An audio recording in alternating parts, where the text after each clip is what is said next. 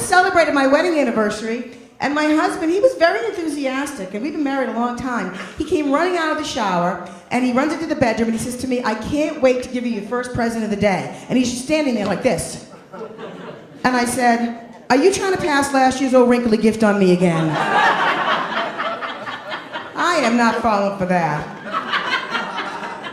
Man. But last year, the year before this, he was away on a business trip in Korea. And then I was thinking, it's okay, we're an old married couple. And then I decided I was going to surprise him. I decided to send him some sexting. Now, funny, from the looks on your faces, I thought you guys would be frightened at the thought of me naked. But you all are kind of curious. So I got his favorite negligee out from our honeymoon, which is perfect, because it only like half fits me now. You had to think about that. Then I took photos of what I think are still his favorite parts, and I sent them over. So I wait 24 hours, I don't hear anything. I'm like, shit, I hope I used the right country code. I hope I didn't send him to the guy from Winter Park, because that's why he just did not want to talk to me in the beginning. He didn't even want to look at me. So I checked the number, I sent it again, and finally I got a text back from my husband, and you know what it said? "Who are you? And how did you get my wife's cell phone number, you fat, hairy bitch?" Oh no, I love it when he talks dirty to me. Makes me feel so good.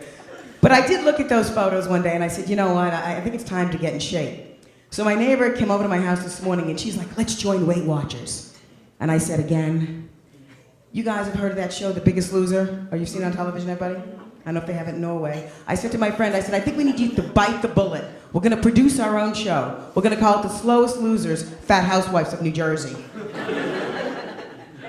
And I joined a new gym in New Jersey, too. It's called LA Fitness in Clifton, New Jersey. Anybody belong? Nobody belongs. But I like this gym because usually I like the morning classes, because generally the women are like as big as me, if not bigger. Except for the other day, and I am not making this up. There's this like half-naked young lady right up front, blonde ponytail, 21, and this is what she was wearing. She had a spandex tank top on, hip hugger, bell-bottom sweatpants, and a diamond in her belly. And I said, all right, maybe God put her there. Maybe God put her there to remind us of how we used to look, and if we work hard enough, how we could look again. No, just a typical skinny bitch showing off. Well, lucky for her, before class, I had to have a little of that medical marijuana for the arthritis in my knees. This guy here knows what I'm talking about. Because otherwise, I contemplated waiting for her in the parking lot, jumping her, and force-feeding her Dunkin' Donuts. But no way I was going to share my lunch with that bitch. So I'm walking in the locker room this morning with my neighbor, my enthusiastic neighbor, and there's another one of these skinny bitches. And this one, she's blow-drying her hair in the mirror. Guys, but I don't think she had underwear on. I think she had like 3 Band-Aids. You know what I mean? She's showing off her skinny little waist and her perky little boobs, and I'm like, that's it. This one I have to teach a lesson to. I'm gonna go in there and I'm gonna take a shower. I'm gonna come out here, and I'm gonna blow-dry my hair next to her completely naked. This guy's been waiting for that all night. I mean, I think it's time that these ladies find out what they're gonna look like in 20 years. A real woman, right? With meat on her bones and a tattoo on her ass. This is fat bitch in menopause. So speaking of bitches in menopause, my husband, I think my husband since the Korea trip, he might be going through male menopause. He's been saying all kinds of weird stuff. He's Jewish. Any Jews here? Any Jewish people? Yeah. 2. Mazel tov. Well, on the Jewish New Year, for most of you don't know, it's in the fall. And on the morning of the Jewish New Year this fall, he wakes up and he suddenly tells me it's the year 5,774 or some such thing. I'm like, yeah, okay. And then he tells me that means we're going to have sex 5,774 times this year. I said, all right. Now, young man right here, does that sound like a good amount to you, sir? Yes? You sure? Great. No? Well, thanks for participating anyway. Because I actually told my husband he could pencil me in for 74. I'm going to have him call you for the rest. Although I'm not sure if he's a willing participant or not. But I don't want to give you guys the wrong idea, the young couple who may be married for a long time like me or not.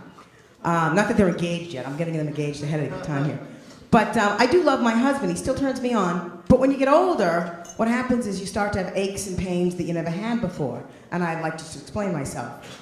Like, for example, guys, if he gets on top, my back hurts. If I get on top, my knees hurt.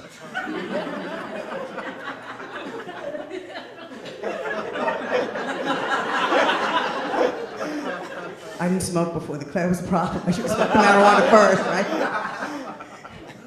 Anyway, so my knees hurt. And so you know what we're down to, everybody? 4 sets of handicap bars in the shower. Oh, don't be sad now.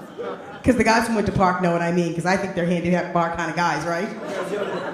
In the pool. They do it in the pool. But see this young hot guy with the beard right here? I bet you he's still using a trapeze. And if I wasn't married, I would take a bottle of Advil and follow him home. What are you, like 2 blocks away? This is working out great tonight. I'm liking this.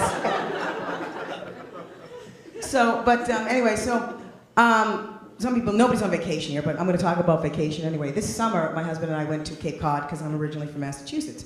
And we went to the very tip of Cape Cod, which is called Provincetown. It used to be a very flamboyant area in the 70s, and now it's just gay, and that's okay. But we went to see some gay comedian friends at a comedy show, and I didn't know if it was going to be like too much gayness for him. But after, you know what I mean, but after the comedy show, we ended up going to one of those piano show tune bars with the Broadway tunes, and I'm like, well, this is harmless enough, right? Until my husband started to disappear to the men's room, a lot. And let me tell you something, ladies and gentlemen, I'm Sicilian. If my husband cheated on me with another woman, like her, I would have to kill him, I would have to kill her, and I'd have to kill her entire family.